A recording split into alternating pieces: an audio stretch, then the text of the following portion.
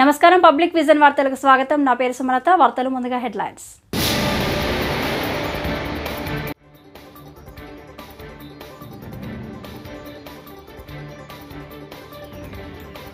వైఎస్ఆర్సీపీ అధినేత మాజీ ముఖ్యమంత్రి వైఎస్ జగన్మోహన్ రెడ్డి జన్మదిన వేడుకలు.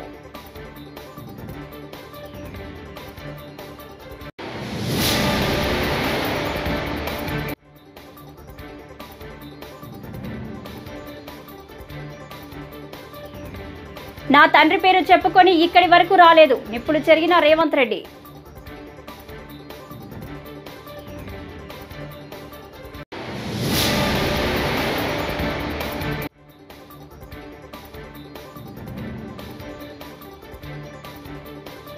బంగాళాఖాతంలో వాయుగుండం, ఏపీకి భారీ వర్ష సూచన.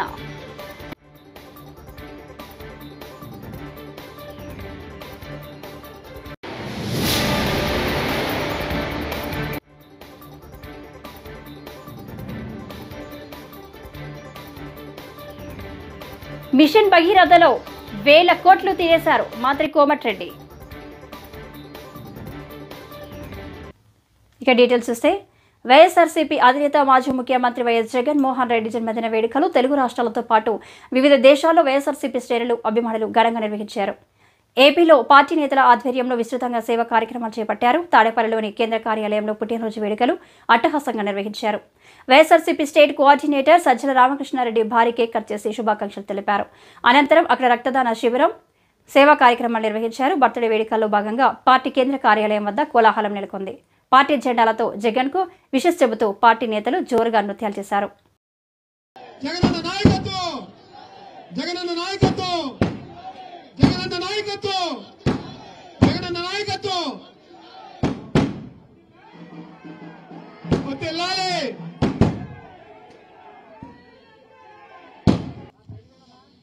ఈరోజు మనందరికీ పండగ రోజు. మనమంటే ఇక్కడ ఉండే వాళ్ళం కాదు, రాష్ట్రంలోనూ, ఉభయ తెలుగు రాష్ట్రాల్లోనూ, అలాగే దేశమంతటా విదేశాల్లో ఉన్న కోట్లాది మంది ప్రజలకు, వైఎస్ఆర్ అభిమానులకు, జగన్మోహన్ రెడ్డి గారి అభిమానులకు కూడా ఈరోజు పండగ దినం. ఈరోజు మన జగనన్న పుట్టినరోజు. జగనన్న అనగానే జగన్మోహన్ రెడ్డి గారు అంత పెద్ద పేరు అక్కర్లేకుండా మన ఇంట్లో మనిషిలాగా కనిపించే మన జగనన్న, ఆయన పుట్టినరోజు మనకు పండగ రోజు. ఎందుకంటే ఆయన మన అందరికీ, లక్షలాది మంది వైఎస్ఆర్సీపీ కార్యకర్తలకు, అలాగే కోట్లాది మంది అభిమానులకు గుండె ధైర్యం, గుండె చప్పుడు, ఒక ఆత్మస్థైర్యం. పార్టీగా రూపం దిద్దుకోవడానికి ముందు నుంచి కూడా ఒక విలువలకు కట్టుబడిన నాయకుడిగా, ఒక నిబద్ధతతో రాజకీయాలు చేసే నాయకుడిగా తన ప్రస్థానం మొదలుపెట్టిన జగన్మోహన్ రెడ్డి గారు కేవలం 10 ఏళ్లలోనే ఒక విజనరీగా తాను ఏది అనుకుంటున్నాడు. బీఆర్ఎస్ వర్కింగ్ ప్రెసిడెంట్ కేటీఆర్ పై ముఖ్యమంత్రి రేవంత్ రెడ్డి నిప్పులు చెరిగారు. తండ్రి పేరు చెప్పుకొని తాను ఈ స్థాయికి రాలేదని చెప్పారు. ఒక్కొక్కడిని తొక్కుకుంటూ ఇక్కడి వరకు వచ్చానని అన్నారు. రైతులను ఆదుకోవడమే తమ ప్రభుత్వ లక్ష్యమని చెప్పారు. రైతు బంధు అమలులో గత ప్రభుత్వం నిర్లక్ష్యంగా వ్యవహరించిందని విమర్శించారు. శాసనసభలో మాట్లాడుతూ ఆయన ఈ వ్యాఖ్యలు చేశారు. రియల్ ఎస్టేట్ వ్యాపారులకు, పారిశ్రామికవేత్తలకు సాగులో లేని భూమి రైతులకు కూడా రైతు బంధు ఇచ్చారని మండిపడ్డారు. ऐसे चीज़ों में हम लोग जब पुलिस इन्वेस्टिगेशन चल रहा है तब हम ज़्यादा जानकारी नहीं लेते, और बाहर भी हम कुछ बोले तो अब जो इंक्वायरी ऑफिसर के ऊपर कुछ प्रेशर भी आके इंक्वायरी ऑफिसर हम जो कहा वो हिसाब से इंक्वायरी हो रहा है बोल के, ऐसे कोर्ट में भी इन लोग एडवोकेट लोग कुछ ऐसा लेते बोल के हम लोग कुछ नहीं कहा. यहाँ पर अकबरुद्दीन ओवैसी साहब 2 तारीख संध्या थिएटर वाले चिकड़पल्ली पुलिस स्टेशन में एक दरखास्त दिए. 4 तारीख पुष्पा 2 रिलीज होने वाले हैं. 4 तारीख हीरो, हीरोइन और फिल्म प्रोडक्शन के स्टाफ सब लोग आ रहे हैं, आप बंदोबस्त दे दो. 3 तारीख चिकड़पल्ली सर्कल इंस्पेक्टर ये जवाब दिए रिटर्न रिप्लाई कि भाई ये संध्या थिएटर ये अगल बगल में पूरा रेस्टोरेंट से है, दूसरे थिएटर से एंट्री एग्जिट एक ही है, कोई भी सेलिब्रिटी आए तो इससे पहले भी कुछ ऐसे दिक्कत हुआ, यहाँ हम सिक्योरिटी नहीं दे सकते क्योंकि यहाँ हम कंट्रोल नहीं कर सकता है, तो उन लोग hero heroine and production department को मत आने दो। हम लोग ये जो परमिशन हम मांगा हम रिफ्यूज कर रहा है, सीधा जाके उनके एडमिनिस्ट्रेटिव ऑफिसर को फिर रिटर्न में देकर स्टैंप और दस्तखत लेके आके रखे। 2 तारीख वो दरखास्त किए, 3 तारीख पुलिस वाले उसको रिफ्यूज कर दिए, सीधा सीधा रिटर्न में भी दे दिए। उसके बाद 4 तारीख 9 बजे 9:30 around, I have to check timing minutes, जो हीरो आया आरटीसी एक्स रोड से गाड़ी के रूफ टॉप ओपन कर दे के पूरा रोड शो बनाए। तो पहले गलती थिएटर को आने के लिए दरखास्त रखा, दरखास्त तो वापस कर दिए, दूसरे गलती रोड शो करने के लिए कुछ बोला भी नहीं। वो పశ్చిమ మధ్య బంగాళాఖాతంలో వాయుగుండం కొనసాగుతుంది. గడిచిన 6 గంటలుగా గంటకు 12 కిలోమీటర్ల వేగంతో వాయుగుండం కదులుతుంది. ప్రస్తుతం విశాఖకు ఆగ్నేయంగా 430 కిలోమీటర్ల దూరంలో ఇది కేంద్రీకృతమై ఉంది. చెన్నైకు ఈశాన్యంగా 480 కిలోమీటర్లు, గోపాల్పూర్కు 590 కిలోమీటర్ల దూరంలో వాయుగుండం కేంద్రీకృతమై ఉన్నట్లు వాతావరణ శాఖ తెలిపింది. రాగల 12 గంటల పాటు ఇది తూర్పు ఈశాన్యం దిశగా కదులుతూ వాయుగుండంగా కొనసాగే అవకాశం ఉంది. ఆ తర్వాత క్రమంగా సముద్రంలోనే బలహీనపడే సూచనలు ఉన్నట్లు వాతావరణ శాఖ పేర్కొంది. దీని ప్రభావంతో రాగల 24 గంటల్లో కోస్తాంధ్ర, రాయలసీమ జిల్లాల్లో తేలికపాటి నుంచి మోస్తరు వర్షాలు కురిసే సూచనలు ఉన్నట్లు తెలిపింది.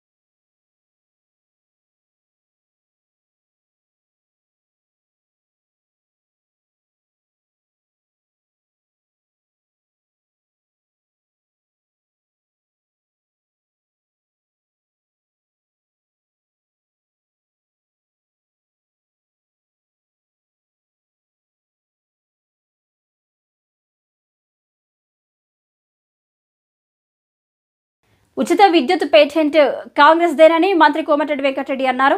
శాసనసభలో ఆయన మాట్లాడారు. బారాసా హయాంలో గరిష్టంగా 14 గంటల కరెంటు మాత్రమే వచ్చేదని విమర్శించారు. ఒక సబ్స్టేషన్లో లాగ్ బొగ్గు పరిశీలిస్తే ఈ విషయం తెలిసిందని చెప్పారు. ఆ 14 గంటల్లోనూ 5-6 సార్లు కోతలుండేవని విద్యుత్ సిబ్బంది చెప్పేవారన్నారు. బారాసా పాలనలో కూలిపోయే ప్రాజెక్టులు కట్టారన్నారు.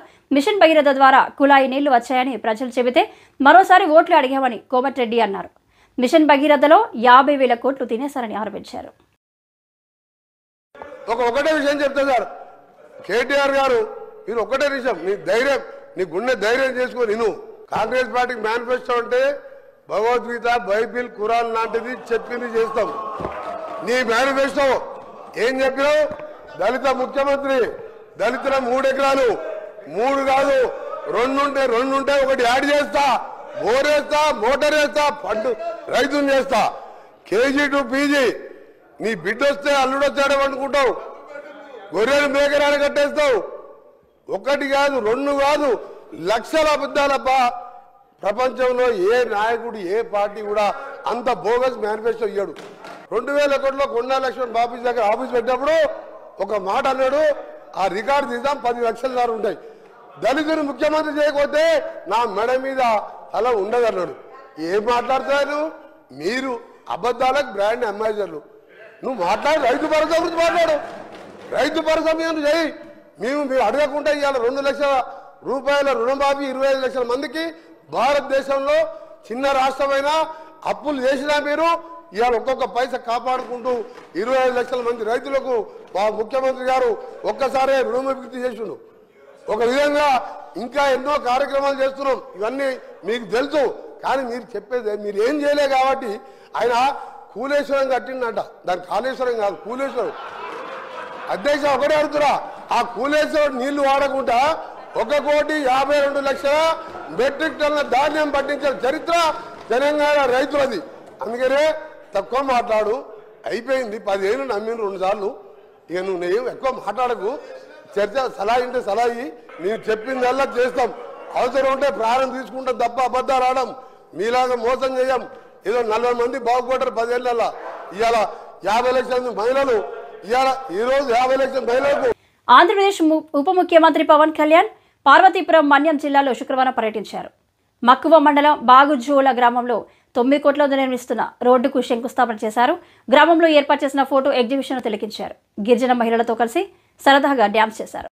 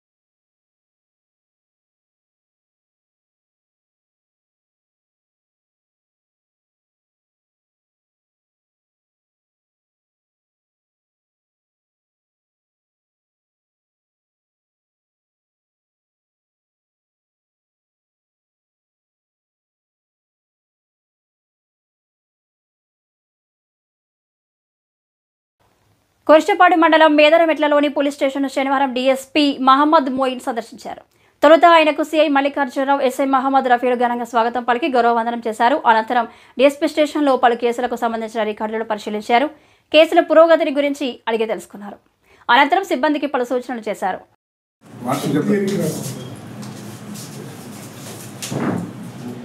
వార్షిక తనిఖీలో భాగంగా ఈరోజు మేదరమెట్ల పోలీస్ స్టేషన్ని తనిఖీ చేయడం జరిగింది. అట్లాగే రికార్డ్స్ కూడా పరిశీలించడం జరిగింది. పాత పెండింగ్ కేసులు కానీ, రోడ్ యాక్సిడెంట్ కేసులు, డిటెక్ట్ కానీ, ప్రాపర్టీ అఫెన్సెస్ గురించి ఇందుకు దాని యొక్క కారణాలు అవి ఇవి విశ్లేషించడం జరిగింది. ఆ యొక్క కేసు యొక్క సిడి ఫైల్స్ చూడటం జరిగింది. అట్లాగే యాక్సిడెంట్స్ తగ్గించడం కోసం హైకోర్టు ఉత్తర్వుల మేరకు ఈ హెల్మెట్ డ్రైవ్, తర్వాత ఈ మోటార్ వెహికల్ యాక్ట్ ఇంప్లిమెంటేషన్ కోసం ఏమేమి చర్యలు తీసుకోవాలనేది సిబ్బందికి వాళ్ళందరికీ తెలియజేయడం జరిగింది. అట్లాగే మా బాపట్ల ఎస్పీ గారి ఉత్తర్వుల మేరకు కూడా ఈ యాక్సిడెంట్స్ గురించి ప్రజలకు అవగాహన కల్పించడం కోసం సదస్సులు కానీ, తర్వాత బైక్ ర్యాలీస్ అవన్నీ కూడా ఏర్పాటు చేస్తూ ఉన్నాము. దాని మీద మా పోలీస్ సిబ్బంది వాళ్ళందరితో కూడా తగిన సూచనలు సలహాలు ఇవ్వడం జరిగింది. వైసీపీ అధినేత మాజీ ముఖ్యమంత్రి వైఎస్ జగన్ జన్మదిన వేడుకలు కాకినాడ వైసీపీ పార్టీ కార్యాలయంలో శనివారం ఘనంగా జరిగాయి. కాకినాడలో జరిగిన వేడుకల్లో వైసీపీ నాయకులు, జగనన్న అభిమానులు పెద్ద ఎత్తున పాల్గొన్నారు. వైసీపీ సిటీ అధ్యక్షురాలు సుంకర శివప్రసన్న, మాజీ కౌడ్ చైర్మన్ రాగిరెడ్డి చంద్రకళ, మాజీ మార్కెట్ కమిటీ చైర్మన్ వెంకటలక్ష్మి తదితరుల ఆధ్వర్యంలో కేక్ కట్ చేశారు. అందరికీ నమస్కారం. ఈరోజు మన ప్రియతమ నాయకుడు జగనన్న పుట్టినరోజు సందర్భంగా ఈరోజు మన పార్టీ ఆఫీస్లో ద్వారంపూడి చంద్రశేఖర్ రెడ్డి గారి ఆదేశాల మేరకు ఇక్కడ భారీగా కేక్ కటింగ్ కార్యక్రమాన్ని చేయడం జరిగింది. ఈ కార్యక్రమానికి మన దీప్తి గారు, లక్ష్మి గారు, అదేవిధంగా వైఎస్ఆర్సీపీ నాయకులు, కార్యకర్తలు, కుటుంబ సభ్యులు అందరూ కూడా ఈ కార్యక్రమానికి రావడం జరిగింది. నిజంగా చాలా సంతోషంగా ఉంది. ఎందుకంటే జగన్మోహన్ రెడ్డి గారి పుట్టినరోజు అంటే ఆయన అభిమానించే ప్రతి ఒక్కరికి, ఆయన వెంట నడిచే ప్రతి కార్యకర్తకి కూడా ఈరోజు చాలా పండుగ రోజు. ఎందుకంటే మనం చూసాం గతంలో కానీ ఇప్పుడు కానీ ఎప్పుడు కూడా జగన్మోహన్ రెడ్డి గారు ప్రజల వెంట ఉంటూ ప్రజల వెంట నడిచిన గొప్ప నాయకుడు, ప్రజల్లో ఉన్న ఏకైక నాయకులు ఎవరైనా ఉన్నారు అంటే అది జగన్మోహన్ రెడ్డి గారని మన అందరికీ తెలుసు. జగన్మోహన్ రెడ్డి గారు అప్పుడు ఇప్పుడు ఎప్పుడు కూడా ప్రజల గుండెల్లో ఉండి ప్రజల గుండెలు పరిపాలిస్తున్న నాయకుడు జగన్మోహన్ రెడ్డి గారు. ఎందుకంటే ప్రతి సంక్షేమ పథకం కానీ, లేకపోతే అభివృద్ధి, గతంలో చూసిన అభివృద్ధి కానీ ప్రతి ఒక్కటి జగన్మోహన్ రెడ్డి గారి 5 సంవత్సరాల్లో కూడా చాలా చక్కగా చేయడం జరిగింది. మరి జగన్మోహన్ రెడ్డి గారు ఎప్పుడు ఆయుర ఆరోగ్యాలతో నిండు నూరేళ్లు సంతోషంగా ఉండాలని చెప్పి కాకినాడ పట్టణ ప్రజలందరూ తరఫున, వైఎస్ఆర్సీపీ పార్టీ తరఫున, కాకినాడ వైఎస్ఆర్సీపీ సభ్యుల తరఫున కోరుకోవడం జరుగుతుంది, ఆ భగవంతుని ప్రార్థించడం జరుగుతుంది. జగన్మోహన్ రెడ్డి గారు ఎప్పుడు సంతోషంగా ఉండాలి, ఆయురారోగ్యంగా ఉండాలి. జై జగన్, జై జగన్. గౌతమి సూపర్ బజార్ వ్యవహారంలో అవినీతి జరిగితే నిరూపించాలని వైసీపీ నాయకులు బిల్డర్ చిన్న, గేడి అన్నపూర్ణరాజులు పేర్కొన్నారు. శుక్రవారం రాజమండ్రిలో వారు మీడియాతో మాట్లాడుతూ టీడీపీ అధికారంలో ఉంది కాబట్టి గౌతమి సూపర్ బజార్ వ్యవహారంలో 5 కోట్లు అవినీతి జరిగితే విచారణ చేపట్టి చర్యలు తీసుకోవాలని డిమాండ్ చేశారు. మాజీ ఎంపీ మార్గాని భరత్ రాజమండ్రిని ఎంతగానో అభివృద్ధి చేశారని పేర్కొన్నారు. ఇది ఎంతవరకు కరెక్ట్ ఒకసారి మీరు కూడా ఆలోచించండి. ఒక్కటే షూటింగ్ అడుగుతున్నాము ఆదివాసీ గారిని, దయించి ఎమ్మెల్యే గారు మిమ్మల్ని అడుగుతున్నాం మేము షూట్ గాని. మరి మార్గాని పద్మనాభ గారు గౌతమి సూపర్ బజార్లోని 5 కోట్లు స్కామ్ జరిగిందంటున్నారు. మరి మీరు ఆ రోజు మరి 5 కోట్లు స్కామ్ జరిగినప్పుడు ఎందుకు పోలీస్ స్టేషన్ లో మీరు కంప్లైంట్ ఇవ్వలేదని మేము అడుగుతున్నాం. ఎందుకు పోలీసు వారికి తెలియపరచలేదని మేము అడుగుతున్నాం. మరి పోలీస్ స్టేషన్ కంప్లైంట్ ఇచ్చి మరి మీరు కేసు పెట్టాలి కదా, కేసు పెట్టి మరి మీరు అరెస్ట్ చేయించాలి కదా, మరి మీరు దేనికి చేయలేదని అడుగుతున్నాం. మేము మీరు కొన్ని మాటలు మానుకోవాలి, మీరు దయించి. అలాగే మాట్లాడతాం మరి అప్పచెప్ప గారు వచ్చి ఏదేదో మాట్లాడుతున్నారు, మన కరెక్ట్ కాదు అది. ఎందుకంటే ఈ రోజు ఏలూరు ఈ నెల 14న జూట్ మేలో ఫ్లైఓవర్ బ్రిడ్జ్ పిల్లర్ నంబర్ 39 దగ్గర జరిగిన మర్డర్ కేసులో నిందితులను ఏలూరు పోలీసులు శనివారం అరెస్ట్ చేశారు. ఈ సందర్భంగా డీఎస్పీ శ్రావణ్ కుమార్ మాట్లాడారు. ఆ అమ్మాయిని ప్రేమించి పెళ్లి చేసుకుంటారని అమ్మాయి తండ్రిని అడగగా ఆ అమ్మాయి మైనర్ అవ్వడంతో తండ్రి నిరాకరించగా కొన్ని రోజుల తర్వాత ప్లాన్ చేసి అమ్మాయి తండ్రిని నాని అనే వ్యక్తి హత్య చేశాడని అన్నారు.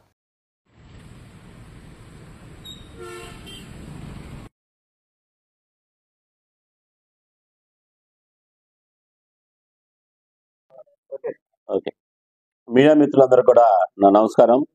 ఈ నెల 14వ తారీఖు నాడు జరిగినటువంటి మన Ramakrishnapuram flyover, jute mill flyover అంటారు, దాని పిల్లర్ నెంబర్ 39 కింద జరిగినటువంటి మర్డర్ కేసులో ఈరోజు మేము ముద్దాయిని అరెస్ట్ చేయడం జరిగింది. దాని విషయమే ఈరోజు ఈ సమావేశం ఏర్పాటు చేశాము. ఇందులో ముఖ్యంగా ఈ పిల్లర్ నెంబర్ చనిపోయినటువంటి అసామైనటువంటి షేక్ వెంకట కనకరాజు ఎలియాస్ రాజు, ఇతను 3 పిల్లలు కలుగుతారు, భార్య చనిపోయింది, ఇక్కడ కాపురం ఉంటూ కూలి పనులు చేసుకుంటూ జీవిస్తుంటాడు. అయితే ఇందులో ముద్దాయి ఇతను నాని అని ఉన్నాడు. ఇతను ఈ పెద్ద పాపని పెళ్లి చేసుకుంటానని అడగటం, అదేవిధంగా ఆ పాప చుట్టూ తిరగటం చేస్తుంటే మైనర్ బాలిక అవడంతో అతను గత 6 నెలల నుంచి ఈ పిల్లల్ని తీసుకొని నారాయణపురం తన అత్తగారింటి వైపు వెళ్ళిపోయాడు. కానీ మొన్న 6 నెలల తర్వాత అక్కడ కూలి పనులు లేవు అని చెప్పేసి మన 13వ తారీఖు రావడం జరిగింది. వచ్చిన తర్వాత ఆ రోజు నాడు ఇతను ఎప్పుడైతే వచ్చాడో ఈ ముద్దాయి తెలుసుకొని ఇతను అడ్డు తొలగించుకుంటే ఆ పిల్లలకి ఎవరు ఆ తల్లి లేదు కాబట్టి తండ్రి కూడా లేకపోవడంతో ఈ పిల్లల్ని మనం ఎలా బెదిరితేనే పెళ్లి చేసుకోవచ్చు అనే ఒక నమ్మకం, ఒక దీన్ని పెట్టుకొని ఇతను నీ వల్లనే నీ పిల్లలు దాసేసో తీసుకొని రమ్మని చెప్పి ఇతనితో ఘర్షణ పడటం, అదేవిధంగా ఇతను చూసుకొని ఎట్లా అయినా ఇతను అడ్డు తొలగించాలని ఒక పథకం ప్రకారం వాడు అతన్ని ఏదైతే 39 కానా దగ్గర పక్కన ఉన్నటువంటి దీని దగ్గర మాట పెంచుకొని అతన్ని ఈ గడ్డం కింద పదునైన ఆయుధంతో కోసేశాడు. అతనితో చనిపోయాడు అనుకొని వెళ్ళిపోయాడు. అతను కదలలేని పరిస్థితుల్లో ఉండటంతో ఏఐఎస్ఎఫ్ జిల్లా అధ్యక్షుడు బాలాజీ ఆధ్వర్యంలో శనివారం అనకాపల్లి 4 రోడ్ల జంక్షన్ వద్ద నిరసన కార్యక్రమం జరిగింది. ఈ సందర్భంగా ఆయన డిగ్రీ, ఇంజనీరింగ్, పీజీ విద్యార్థుల కోసం పెండింగ్లో ఉన్న ఫీజు రియంబర్స్మెంట్, వసతి దీవెన డబ్బులు తక్షణమే విడుదల చేయాలని, నారా లోకేష్ ఇచ్చిన హామీ మేరకు జీవో నంబర్ 77 రద్దు చేయాలని ప్రభుత్వాన్ని డిమాండ్ చేశారు. ఈరోజు కూటమి ప్రభుత్వ అధికారంలోకి వచ్చిన తర్వాత యువతల పాదయాత్ర నారా లోకేష్ గారు రాష్ట్ర వ్యాప్తంగా ఉన్నటువంటి స్కాలర్షిప్ పెండింగ్ ఉన్నటువంటి విడుదల చేస్తామని చెప్పేసి ఈ రోజు నారా లోకేష్ గారు యువతరం పాదయాత్రలో భాగంగా చెప్పడం జరిగింది. ఈ రోజు వరకు కూడా కాలేజీలో ఉన్నటువంటి పేద మధ్యతరగతి విద్యార్థులు ఈ రోజు వాళ్ళ విద్యను పూర్తి చేసుకుని సర్టిఫికెట్ల కోసం కాలేజీలకు పోతా ఉంటే ఈ రోజు మీ ఫీజు మీరైనా కట్టాలి, లేదనుకుంటే ప్రభుత్వం అయినా కట్టాలి, లేదనుకుంటే మీ సర్టిఫికెట్ ఇచ్చేది లేదని చెప్పేసి విద్యార్థులను ఇబ్బంది పెట్టిన పరిస్థితులు ఈ రోజు కాలేజీలో ఉన్నాయి. కాబట్టి ఈ రోజు ఉన్నత విద్యకు కానీ లేదనుకుంటే వివిధ ప్రాంతాల్లో ఉద్యోగాలకు కానీ ఈ రోజు విద్యార్థులు దూరమవుతా ఉన్నారు. కాబట్టి ఏఐఎస్ఎఫ్ ఒకటే అడుగుతా ఉన్నాం, రాష్ట్ర వ్యాప్తంగా పెండింగ్ ఉన్నటువంటి స్కాలర్షిప్ ఫీజు రియంబర్స్మెంట్ తగిన విడుదల చేయాలి. కాకపోతే జనవరి 10వ తేదీలోపు యొక్క స్కాలర్షిప్ విడుదల చేయకపోతే సీఎం క్యాంప్ ఆఫీస్ ముట్టడికి ఏఐఎస్ఎఫ్ హెచ్చరిస్తుందని చెప్పేసి అఖిల భారతీయ డిమాండ్ చేస్తా ఉన్నాం. వైసీపీ నాయకులు రాజంపేటలో అభివృద్ధికి అడ్డుపడితే ఉగ్గుపాలు కక్కిస్తానని రాజంపేట పార్లమెంటు నియోజకవర్గ టీడీపీ అధ్యక్షులు జగన్మోహన్ రాజు ఘాటుగా స్పందించారు. శనివారం రాజంపేటలో ఆయన మాట్లాడుతూ పల్లె పండుగ కార్యక్రమం ద్వారా ప్రతి గ్రామంలో సీసీ రోడ్లు, విద్యుత్ దీపాలు, తాగునీటి సమస్యలు తీరుస్తున్నామని ఆయన తెలిపారు. వైసీపీ ప్రభుత్వంలో అభివృద్ధికి తట్టెడు మట్టి వేయని వారు టీడీపీ ప్రభుత్వాన్ని విమర్శించడం అవివేకమన్నారు. రాజంపేట ప్రాంతంలో, నందులూరు ప్రాంతంలో దాదాపు 5 చెరువులకి సమృద్ధిగా నీళ్లు వచ్చేటటువంటి పరిస్థితి. కాబట్టి ఏ సమయంలో ఎక్కడ ఎంతో అప్రమత్తంగా శ్రద్ధ తీసుకుంటున్నాం. ప్రభుత్వ పరంగా ప్రజలకు ఎంత మేలు చేయాలనో అదేవిధంగా మేలు చేస్తూ ఉన్నాం. గతంలో ఒక సిమెంట్ రోడ్డు వేయడం కానీ, ఒక తట్టెడు మట్టి ఎత్తి వేయకుండా రోడ్లన్నీ నరకకూపాలుగా చేశారు. అదే ఉద్దేశంతో ఇవాళ పంచాయతీలను బలోపేతం చేస్తూ పల్లె పండుగ కార్యక్రమంలో అనేకమైనటువంటి సిమెంట్ రోడ్లను వేయడం జరుగుతూ ఉంది. సిమెంట్ రోడ్, తార్ రోడ్లన్నింటినీ కూడా పూడ్చడం జరుగుతుంది. అందులో భాగంగా రాజంపేట ప్రాంతంలో కూడా పల్లె పండుగకు సంబంధించి ఇవాళ సిమెంట్ రోడ్డు పనులు ప్రారంభిస్తూ ఉన్నాం. అయితే ఇక్కడ వైసీపీ నాయకులు ఇవాళ ప్రెస్ మూలకంగా వైసీపీ నాయకులు తీవ్రంగా హెచ్చరిస్తున్నారు. తెలుగుదేశంలో ఉన్నటువంటి ఒకరిద్దరు లుకలుకలను గాని, లేదా మీరు ఎంతో సమర్థులు, దోచుకునేదానికి బాగా అలవాటు పడినారు, మీరు దోచుకున్నది చాలు, మీ నక్క ఉపాయాలు ఉపయోగించి ఇక్కడ ఏదైనా గానీ రాజంపేట అభివృద్ధిని అడ్డుకునేదానికి ఏదైనా గానీ అడ్డంకులు సృష్టించి పనికిరాని పనులు చేస్తే మాత్రం తీవ్రంగా హెచ్చరిస్తున్నాం. మురిపాలతో సహా మీరు తిన్నటువంటిదంతా కూడా కక్కించాల్సిన పరిస్థితి వస్తుంది. కాబట్టి ప్రజలు తెలుగుదేశానికి అధికారాన్ని ఇచ్చారు. ఈ ప్రభుత్వం ప్రజల నమ్మకాన్ని నిలబెట్టుకునేదానికి అభివృద్ధి కోసం అహర్నిశలు పనిచేస్తుంది. ఎక్కడైనా అడ్డంకులు సృష్టించాలి అంటే గనక తిన్నదంతా కక్కిస్తాం, జైలు పాలు చేస్తాం. కాబట్టి మీ ఆటలన్నీ ఆపేసి మీ పనులు మీరు చేసుకుంటే గనక ప్రజలు ఇచ్చినటువంటి అవకాశాన్ని సద్వినియోగం చేసుకుని అభివృద్ధి చేయడానికి తెలుగుదేశం పార్టీ, తెలుగుదేశం నాయకులు చిత్తశుద్దితో ఉన్నారు. కాబట్టి పలాసకు చెందిన టీడీపీ నేత బడ్డ నాగరాజును హతమార్చేందుకు బీహార్ సుఫారీ గ్యాంగ్ ఘటన రాష్ట్ర వ్యాప్తంగా సంచలనం సృష్టించింది. వారం రోజులుగా పోలీసులు పరువుని అదుపులోకి తీసుకుని విచారించారు. అందులో 7 నిందితులను అదుపులోకి తీసుకోగా త్వరలో మరో 10 మందిని అదుపులోకి తీసుకుంటామని ఎస్పీ అన్నారు. వారి వద్ద నుంచి 3 గన్నులు, 45 బుల్లెట్లు, 9 సెల్ ఫోన్లు, 3 ద్విచక్ర వాహనాలతో పాటు ఓ కారును స్వాధీనం చేసుకుని మీడియా ముందుకు ప్రవేశపెట్టారు. ఏంటంటే ఒక వ్యక్తిని చంపడం కోసం కొంతమంది బీహార్ రాష్ట్రానికి సంబంధించిన కొంతమంది వ్యక్తుల్ని డబ్బులు ఇచ్చి హైర్ చేసుకొని ఒక వ్యక్తిని చంపడం కోసం కొంతమంది ఇక్కడ ప్రయత్నం చేశారు. వీళ్ళు చంపాలనుకున్న పర్సన్ పేరు వచ్చి నాగరాజు. సో వీళ్ళది ఇక్కడ మనకి చిన్నపడం విలేజ్. సో వీళ్ళు చంపాలనుకున్న వాళ్ళు వచ్చి అంపోలు శ్రీనివాస్, కూర్మపు ధర్మారావు అండ్ వాళ్ళకి కోటా శ్రీనివాసరావు, వీళ్ళు ఎవరైతే ఉన్నారో వీళ్ళందరూ కలిసి ఆ వ్యక్తిని చంపాలనుకొని చేశారు. దీనికి కారణం ఏంటంటే వీళ్ళకి చాలా రోజుల నుంచి వీళ్ళ మధ్య ఉన్న కొన్ని పర్సనల్ గొడవలు కావచ్చు, అలానే ఊరిలో ఆధిపత్యం ఎవరిది ఉండాలి, మేముండాలా మీరుండాలన్న ఒక ఆధిపత్య ధోరణి కావచ్చు, వీళ్ళ మధ్య ఉన్న పొలిటికల్ డిఫరెన్సెస్, రాజకీయంగా వీళ్ళ మధ్య ఉన్న విభేదాలు ఏవైతే ఉన్నాయో, ఒకరు ఒక పొలిటికల్ పార్టీకి సంబంధించిన వాళ్ళు, ఇంకొక పొలిటికల్ పార్టీకి సంబంధించిన వాళ్ళు, వీటితో పాటుగా వీళ్ళ మధ్య సివిల్ తగాదాలు, భూమి తగాదాలు కొన్ని ఉన్నాయి. వీళ్ళు కొంచెం రియల్ ఎస్టేట్ చేయడం కావచ్చు, దాంట్లో ఈ డబ్బులు సంబంధించిన గొడవలు ఏవైతే ఉన్నాయో ఆ గొడవలకి సంబంధించి కూడా వీళ్ళ మధ్య ఉన్నాయి. సో వీళ్ళు ఏంటంటే డైరెక్ట్గా వీళ్ళు కాకుండా బయట నుంచి ఒక టీముని తీసుకొని వచ్చి వీళ్ళని చంపి దానికి సాక్ష్యాధారాలు లేకుండా చేసి అది ఎవరు చంపారో తెలియకుండా ఉండాలి అన్నట్లు వీళ్ళ ప్లానింగ్ చేశారు. సో అలా ప్లాన్ చేసి అలా చంపిన తర్వాత మనకి ఏదన్నా ఒక శాంతి భద్రతల సమస్యలాగా ఇది చేయాలన్నది ఒక మోటివ్ అన్నది వీళ్ళకి కనిపిస్తుంది. సో వీళ్ళు మొత్తంగా మనకి బీహార్కి సంబంధించి ఇప్పుడు మనకి 3 దొరికారు. అండ్ ఇక్కడ లోకల్గా పలాసాకి సంబంధించి మొత్తం 4, టోటల్గా 7 మందిని ఈరోజు అరెస్ట్ చేయడం జరుగుతుంది. సో వీళ్ళ ప్లానింగ్ ఏంటంటే వీళ్ళు నవంబర్ 10వ తారీఖున వైజాగ్లో ఒక హోటల్లో కలిశారు వీళ్ళందరూ. సో అక్కడ కలిసి అక్కడ ప్లాన్ చేసి నవంబర్ లాస్ట్ వీక్లో, అంటే నవంబర్ 25 నుంచి 30 తారీఖు మధ్యలో ఇక్కడ పలాసాకు వచ్చి ఇక్కడ రెక్కీ చేసుకున్నారు. వాళ్ళ ఇంటి దగ్గరికి వెళ్ళి రెక్కీ చేసుకున్నారు. దాంతోపాటుగా మొత్తం 10 లక్షలకి ఈ మర్డర్ చేయాలన్నది వీళ్ళు అగ్రిమెంట్ చేసుకొని అందులో 2 లక్షలు అన్నది వాళ్ళకి ఆల్రెడీ పేమెంట్ కూడా చేయడం జరిగింది. దాని తర్వాత వీళ్ళకి వెపన్స్ అన్నది మనకి మొత్తం బయట నుంచి తీసుకొని వచ్చి మొత్తం 2 పిస్టల్స్, ఒక తపంచ అండ్ 45 రౌండ్స్. ఈ వార్తలు ఇంతటితో సమాప్తం. నమస్కారం. Thank you.